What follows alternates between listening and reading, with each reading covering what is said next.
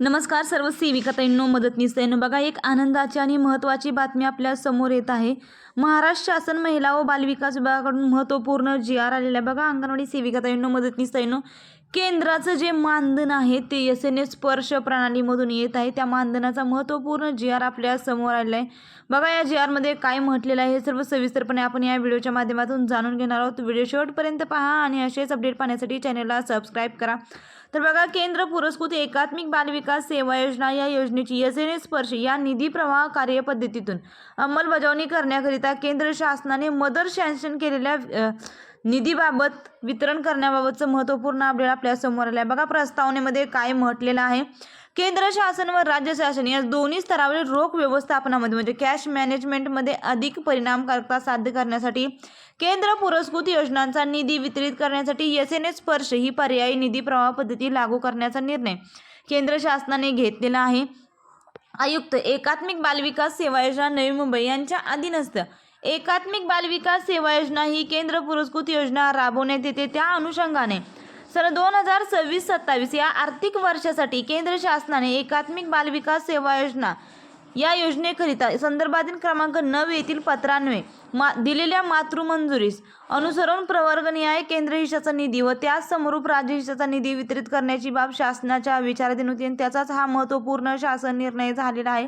अत्यंत महत्त्वाचा हा शासन निर्णय असणार आहे। बघा ताईंनो, शासन निर्णयामध्ये काय म्हणण्यात आलेलं आहे, एकात्मिक बालविकास सेवा योजना अंतर्गत राज्यातील अंगणवाडी सेविका व मदतनीस यांचे मानधन तसेच इतर सर्वसाधारण बाबीचा खर्च भागवण्याकरिता केंद्र शासनाकडून प्राप्त मातृमंजुरी विचारात घेऊन केंद्र हिस्सा व त्याच समरूप राज्य हिस्साचा निधी खालील विवरणपत्रामधील रकाना क्रमांक 2 येथील लेखाशीर्ष उद्दिष्टांमध्ये रकाना क्रमांक 6 येथे नमूद केल्यानुसार एकूण रुपये बघा 285 कोटी 10,28,000 फक्त एवढा निधी हा नियंत्रक अधिकारी तथा एकल समन्वयक यंत्रणा म्हणजे एस.एन.एस स्पर्श एकात्मिक बालविकास सेवा योजना यांना वितरित व खर्च करण्यास शासन मान्यता देण्यात आलेली आहे।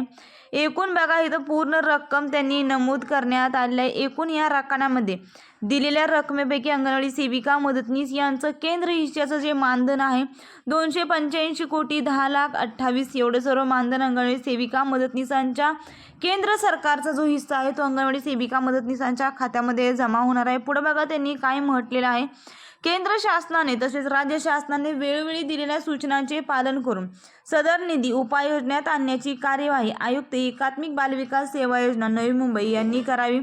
सदर शासन निर्णय वित्त विभाग, आदिवासी विभाग, सामाजिक व न्याय विशेष सहाय्यक विभाग यांना अनुक्रमे संदर्भातील क्रमांक 4, 5, 6 येथील परिपत्रकान्वये दिलेल्या सहमतीनुसार निर्गमित करण्यात येत आहे। त्यानुसार सदर परिपत्रकामधील सूचना विचारात घेऊन कार्यवाही करावी असं म्हणण्यात आलेलं आहे। हा शासन निर्णय जर तुम्हाला पाहायचा असेल तर ताईंनो, महाराष्ट्र शासनाच्या www.maharashtra.government.in या संकेतस्थळावर जाऊन तुम्ही पाहू शकताय। अत्यंत महत्त्वाचा हा शासन निर्णय बघा, केंद्र सरकारचं जे मानधन आहे ते मानधन अंगणवाडी सेविकांच्या खात्यामध्ये येत्या 4 ते 5 दिवसांमध्ये जमा होणार आहे। त्यामुळेच हा जी.आर आपल्यासाठी अत्यंत महत्त्वाचा आहे। 6 जुलै 2026 रोजी हा जी.आर आलेला आहे। जी.आर आल्यानंतर 4 ते 5 दिवसांमध्ये अंगणवाडी सेविकांच्या खात्यामध्ये मानधन हे जमा होत आहे। त्यामुळे ताईंनो, हा व्हिडिओ आणि ही माहिती अत्यंत महत्त्वाची आहे। जास्तीत जास्त मित्रमैत्रिणींना शेअर करा आणि असेच अपडेट पाहण्यासाठी चॅनलला सबस्क्राईब करा। धन्यवाद।